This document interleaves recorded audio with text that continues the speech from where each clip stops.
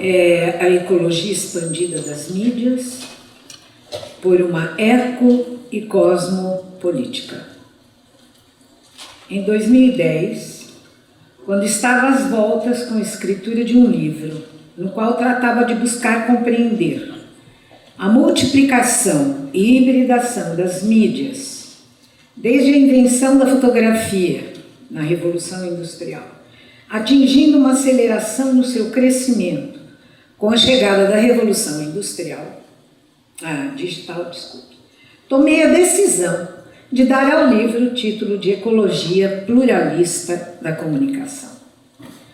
Na definição de Máximo de Felice, et al., ecologia é a ciência das relações dos seres vivos com o seu meio, estando os seres vivos estreitamente integrados no seu ambiente. A ecologia representa-se a ciência dos sistemas biológicos funcionais complexos, denominados ecossistemas.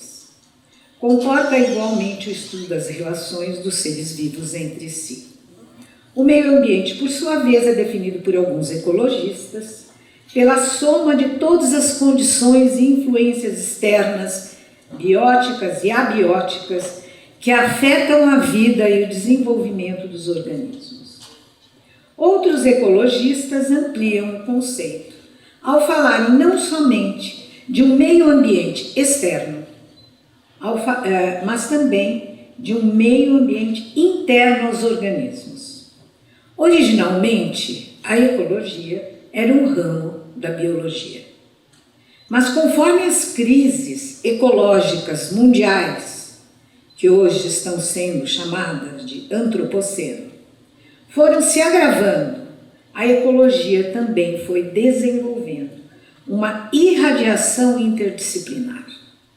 Há, sim, uma filosofia ecológica, uma ecologia antropológica, uma ecologia da mente, uma história natural filosófica do pensamento ecológico, uma ecoetologia, uma historiografia e sociologia ecológica, uma estética ecológica, uma ecopsicologia ou uma psicologia do meio ambiente, uma teoria cognitiva ecológica, uma ecologia profunda, um ecofeminismo, uma ecolinguística e, por fim, sem nenhuma ilusão de esgotamento, uma ecossemiótica. Além de estar presente em uma pluralidade de áreas interdisciplinares, o conceito de ecologia vem sendo cada vez mais apropriado para usos metafóricos. Esse é justo o caso quando se fala de uma ecologia da comunicação ou em uma ecologia midiática. Certamente estava longe de ser a primeira a utilizar a metáfora da ecologia para fins comunicacionais, nas alturas de 2010. Mesmo assim, busquei fornecer razões e explicitar a pertinência do uso da palavra no campo das mídias. Não vou repetir aqui o que pode ser encontrado lá no meu livro. É sempre saudável lembrar Octávio Paz quando dizia que se ruim é citar-se, pior é parafrasear-se. De 2010 para cá, 5 anos transcorridos, a aceleração na tendência multiplicadora das mídias atinge níveis desconcertantes e perturbadores. Uma brevíssima menção ao estado da arte atual é ilustrativo disso. Sob o nome de Internet das Coisas, realidade aumentada, Big Data, tecnologias portáteis, vestíveis e implantáveis, as tendências tecnológicas que se avizinham levam a prever ambientes de computação em rede globais, imersivos, invisíveis, construído por meio da proliferação contínua de sensores inteligentes, câmeras, softwares, base de dados e centros de dados massivos em um tecido de informação de abrangência mundial. Citando Fanaia, que está aqui presente. Diante desse quadro, e especialmente diante da internet das coisas, e junto com ela, dos ambientes e das cidades sencientes, que estão sendo chamadas de smart cities. Com suas novas formas de habitar, pelo menos 3 consequências, já bastante próximas de nós, são inevitáveis. A. As mídias se tornarão invisíveis, o que não significa que elas deixarão de existir, elas se tornarão invisíveis. Os dispositivos vão conversar entre si independentes do humano. Já hoje isso acontece em uma porcentagem bem maior do que podemos supor. C. Os objetos que costumamos chamar de coisas e tudo que nos rodeia, ambientes, cidades e suas extensões, vão se transformar em seres comunicadores. Primeiro item, por uma nova ontoepistemologia. Ora, quando as coisas começam a adquirir um grau de autonomia, a ponto de falar inclusive entre si, quando o que costumávamos chamar de tecnologia passa a ficar impregnada de componentes capazes de comportamentos vitais, assim como o reverso, o orgânico indissoluvelmente hibridizado com a tecnologia. Surge daí, no coração pulsante daquilo que costumamos chamar de realidade, uma assombrosa reviravolta, que nos coloca diante da necessidade premente de repensar, nas suas raízes mais íntimas, tudo aquilo que herdamos do passado ocidental, a título de ontologia e epistemologia.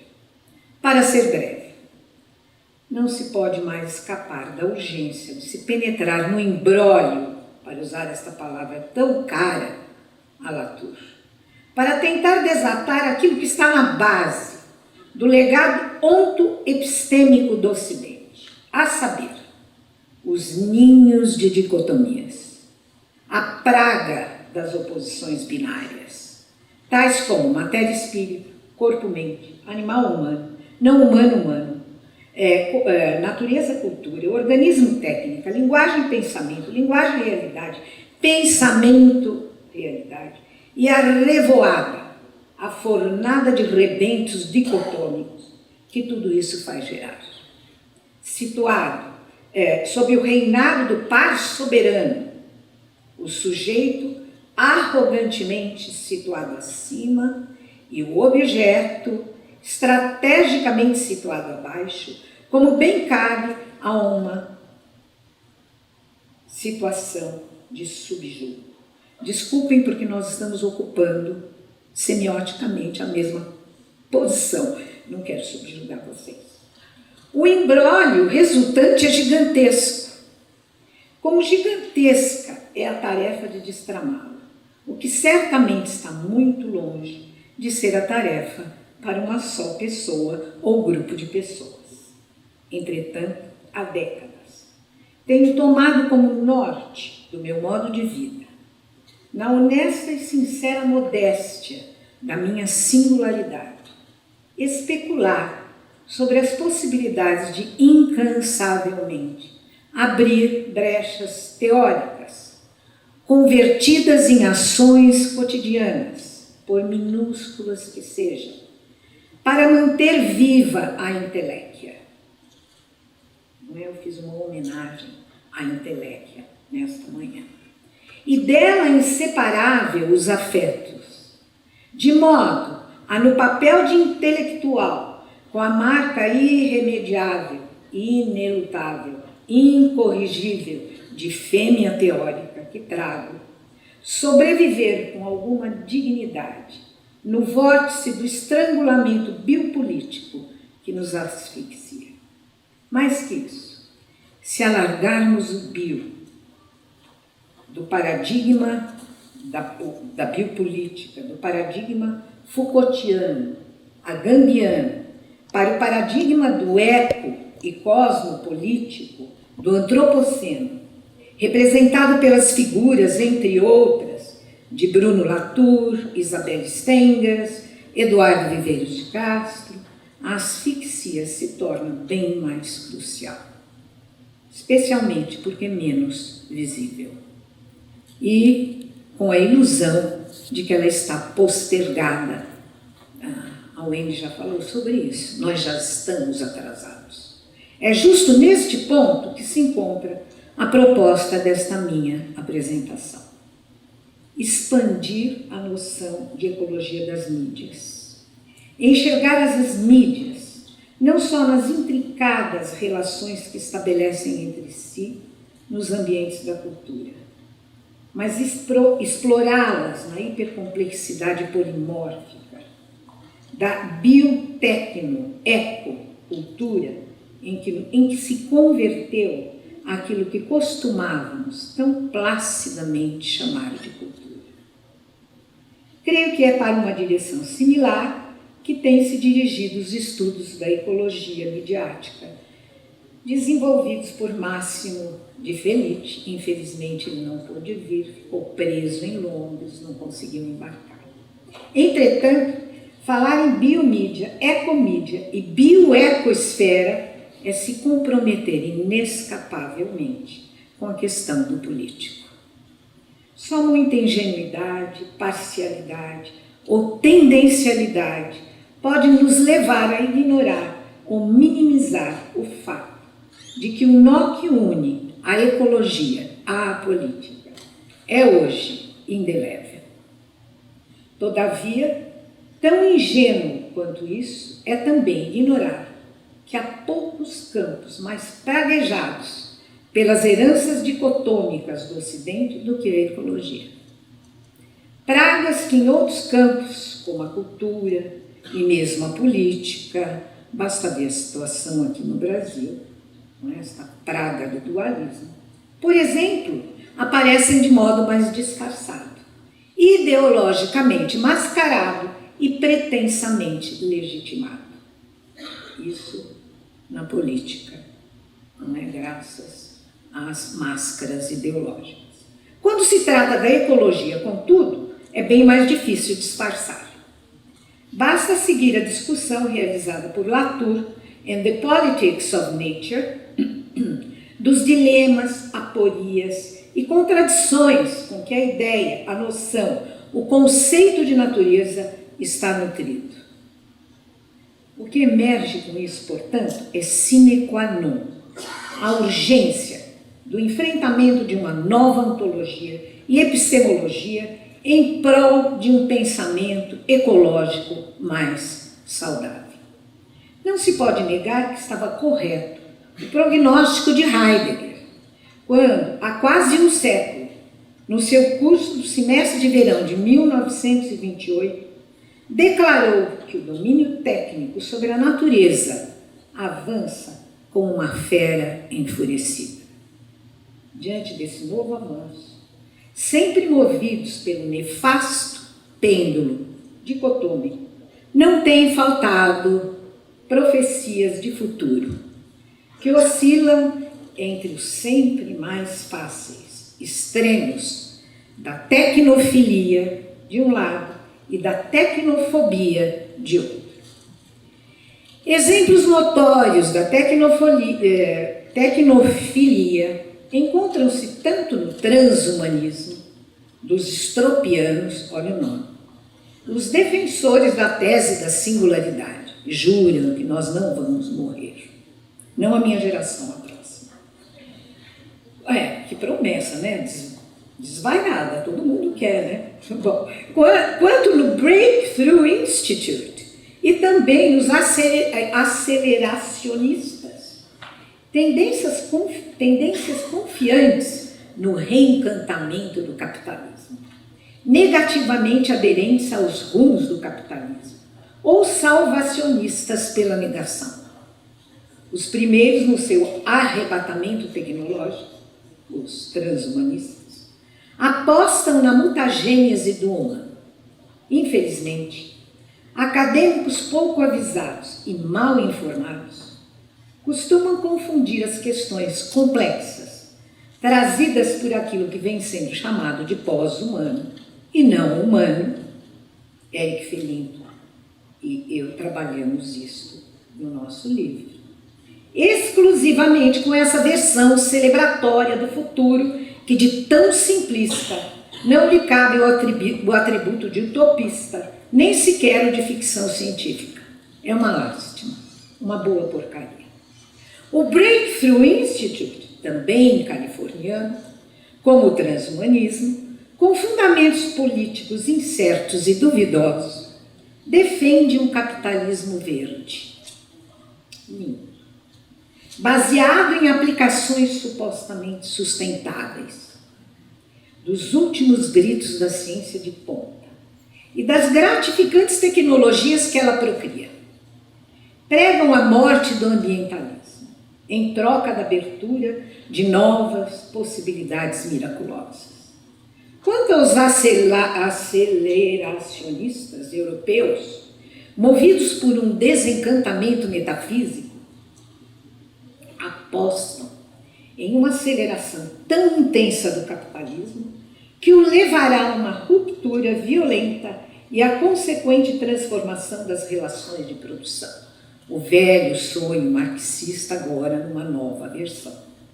Bem mais sofisticados, inclusive inspirados em filósofos de peso, para eles, segundo Danovsky e Viveiros de Castro, o mundo real é este nosso mundo desértico do capitalismo tardio, em que a segunda natureza da economia política exerce sua inconteste soberania metafísica, se não mesmo física, sobre a primeira natureza. A velha physis, sempre demasiado ecológica, orgânica e vitalista. Essas três tendências foram explicitadas e criticadas, com elegância irônica por Danovsky e Viveiros de Castro. Tendências bastante abundantes do lado oposto são aquelas dos tecnofóbicos. Confessos ou disfarçados, tecnofobias que não conseguem ocultar a crença em uma essência humana imutável, cuja preservação deveria ser cuidadosamente preservada. Aliás, eu estou para responder uma entrevista e a pergunta, como sempre, cai nesse ridículo, né? Como se a essência humana fosse alguma coisa que existisse antes da Revolução Digital e agora a Revolução Digital está perturbando essa essência. Bom, não conhecem nada de evolucionismo biológico. O que está por trás dessa crença não é outra coisa senão o conservadorismo. Que, como todo conservadorismo, mesmo bem intencionado, é sobretudo moralista. Detesto moralismo. No fundo, tanto em um quanto no outro lado desse binômio extremista, encontra-se a necessidade de, para o bem ou para o mal, profetizar o futuro, em busca de conforto psíquico para as incertezas e inseguranças do presente.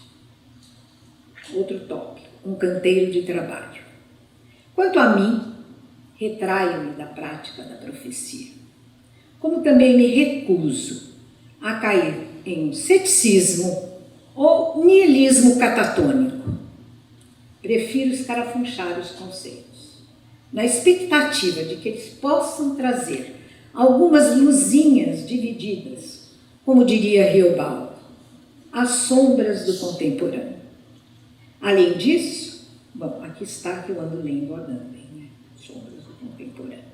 Além disso, para dar continuidade à cruzada contra as dicotomias, algo em que tenho me empenhado sem alarde, mas com muita concentração em trabalhos aqui e ali, que fui esparramando pelo caminho, estabeleci presentemente um canteiro de trabalho, ao qual pretendo dar atenção mais integrada em um projeto que há anos tenho prometido a mim mesma, desenvolver sob o nome de Semiosfera, por uma síntese entre a fisio-bio-eco-tecnosferas, uma parte do qual aparece na minha atual bolsa do CNPq, com o título de Por uma Nova Ontologia da Comunicação.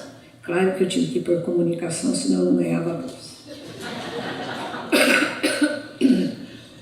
Aliás, eu digo que eu sou como o Saussure, eu levo vida dupla. Uma diurna para a CAPES e para o CNPq e para a FAPESC. E uma noturna para fazer aquilo que eu gosto. Devo confessar, mas tudo disfarçado. Devo confessar, a gente vive em pleno panóptico. O Foucault tremeria no túmulo se ele testemunhasse a situação da universidade brasileira.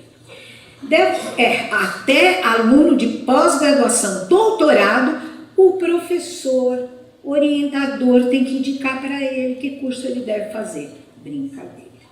Devo confessar que foi a leitura recente de algumas das preciosas obras de Viveiro de Castro que energizou o ímpeto de tirar esse projeto das gavetas, das promessas mentais que fazemos para nós mesmos, para proceder ao desenho de um canteiro ou oficina de trabalho.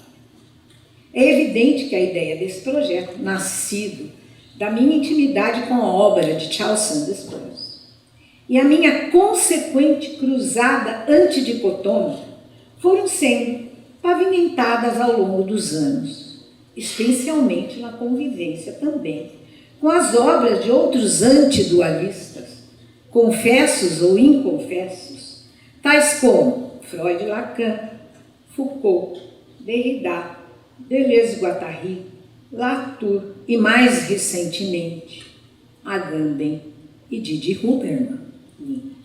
Ou seja, pensadores que erigem seu pensamento sem precisar recorrer às distorcidas cintilâncias da matriz epistêmica do sujeito-objeto, para a execução daquilo que o canteiro ou oficina de trabalho pressagiam, muito tempo e energia serão exigidos.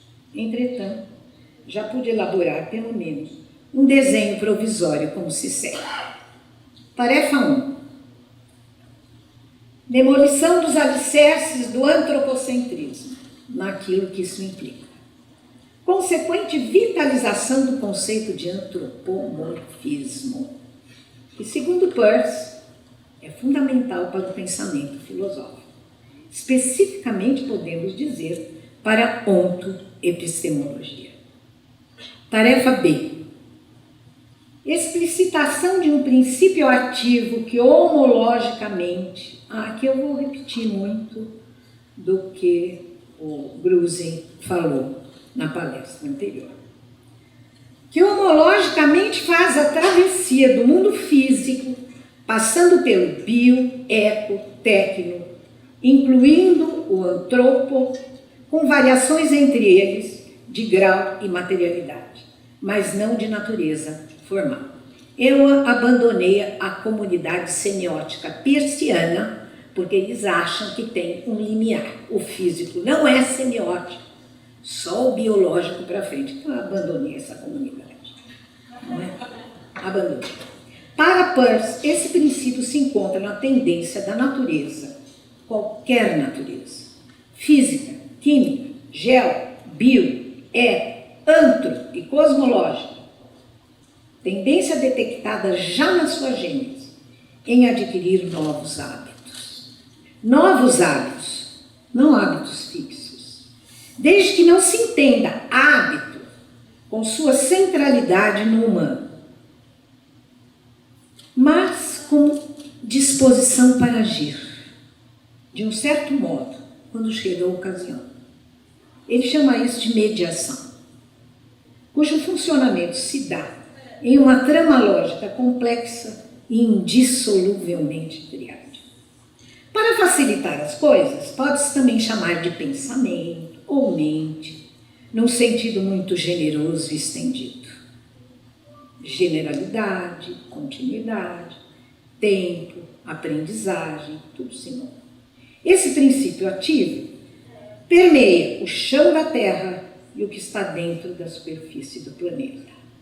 Permeia as pedras, as montanhas, a geologia que o diga.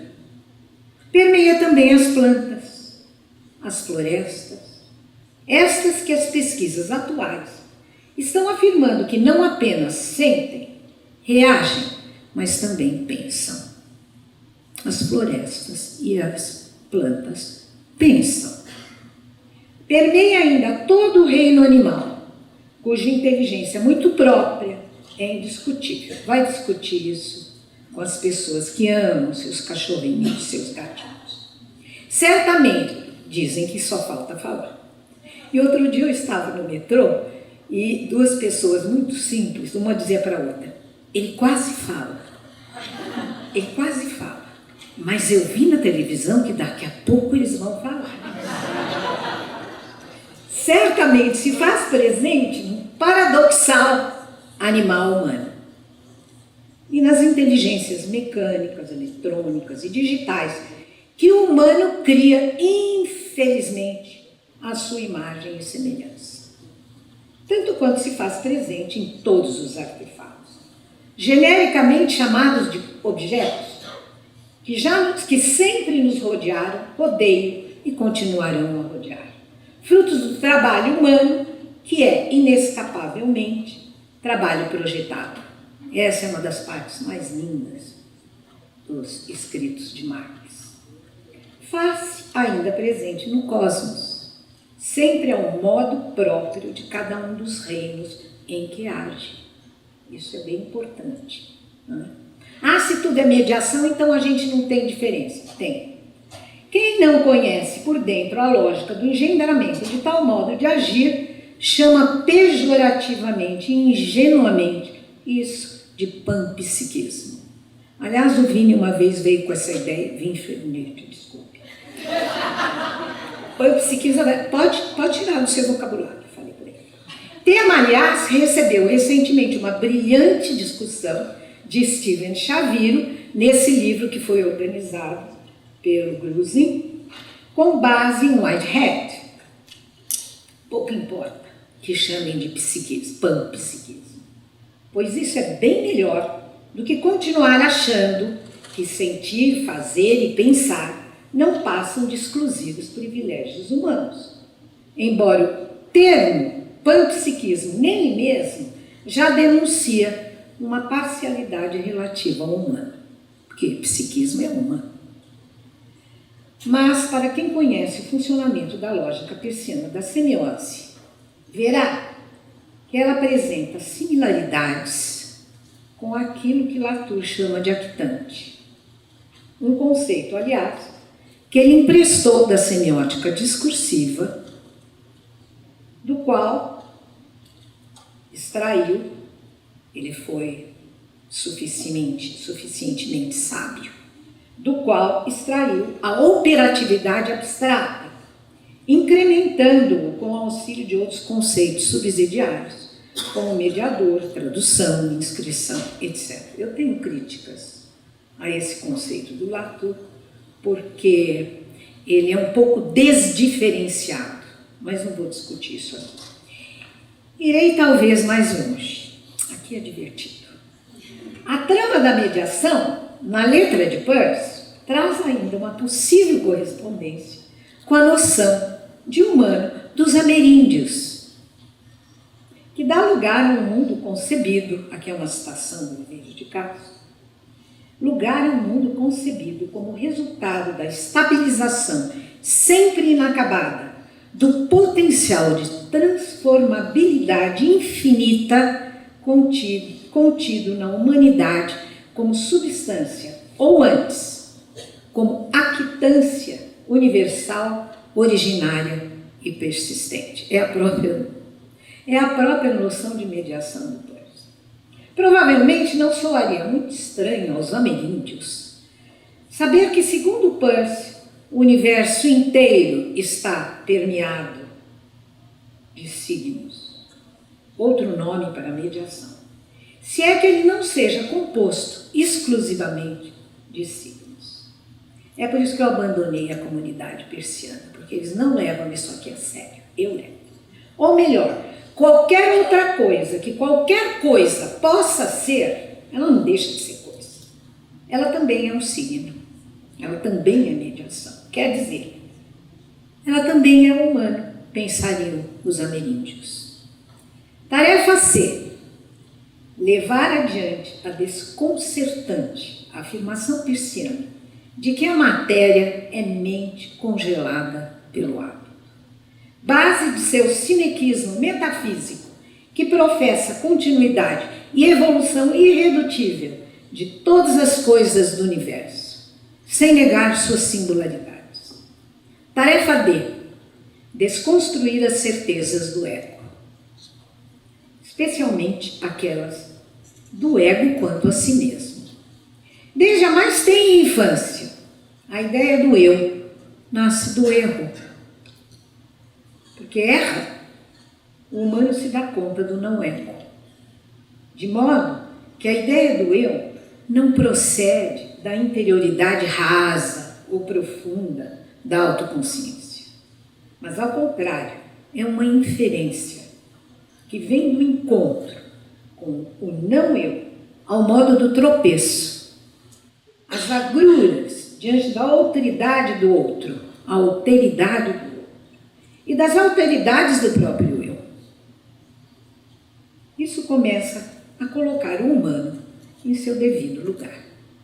Ou seja, um animal equipado com uma mente que não é senão uma infatigável máquina tradutória, que não cessa de funcionar nem quando dormimos, pois sonhamos.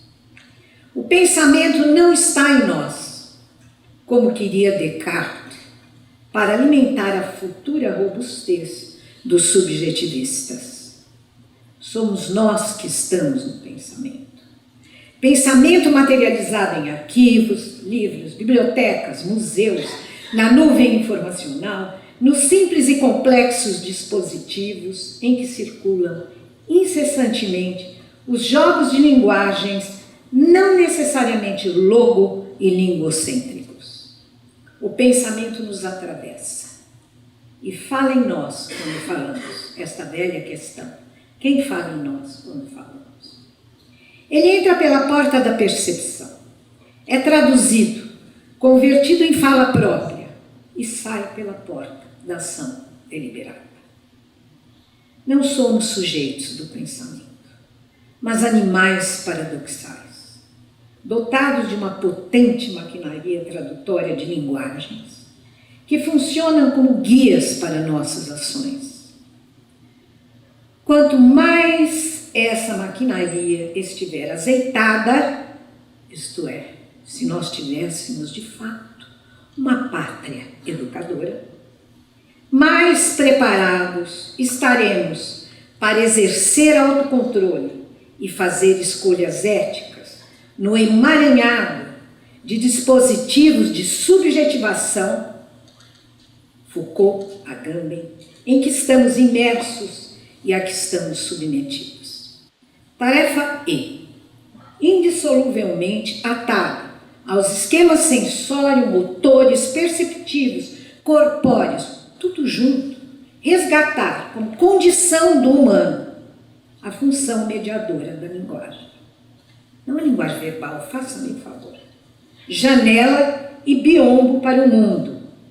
Algo que a ontologia voltada aos objetos.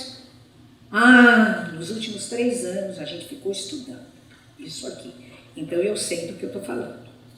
A ontologia voltada aos objetos, não obstante a exuberância do seu brilho, a gente fica até um pouco transfixado naquela fosforescência, apressadamente colocou de escanteio, na sua ânsia de chegar às coisas, o que acaba por gerar uma hipertrofia do olhar dirigido aos objetos, sem a menor preocupação em discutir de onde vem esse olhar.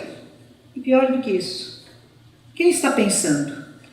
De onde e como vem o pensamento a dirigir o foco desse olhar? O que acaba resultando numa espécie de câmera que filma sem um olho atrás. Talvez a gente chegue nisso, né? E eles tenham razão, não sei, porque por enquanto não dá. As tarefas acima de resto, ainda incompletas, são capazes de dar uma ideia da sua extensão e do empenho com que é preciso me munir, eu preciso me munir, para levá-las a cabo. Portanto, elas só compareceram aqui, para dar uma ideia da sua radicalidade, na implosão e desmoronamento que intentam executar, de algum dos principais pilares que continuam a sustentar a ontoepistemologia no Ocidente. São, portanto, tarefas deixadas para o futuro e que só poderei enfrentar com modéstia, pois, como nos lembra Borges, só cada um de nós pode conhecer dentro de nós a severidade dos nossos limites. Ouso tomar para mim, com honesta humildade sincera, bem sincera. Não estou me comparando, pelo amor de Deus. As palavras com que Latour encerrou sua belíssima palestra na ocasião em que recebeu o prêmio Siegfried Unser. Latour, por favor, não digam para ninguém, especialmente na Inglaterra e nos Estados Unidos, que esse é o panorama do meu projeto de vida. É apenas sob um céu germânico que alguém pode pensar assim grande. Obrigada.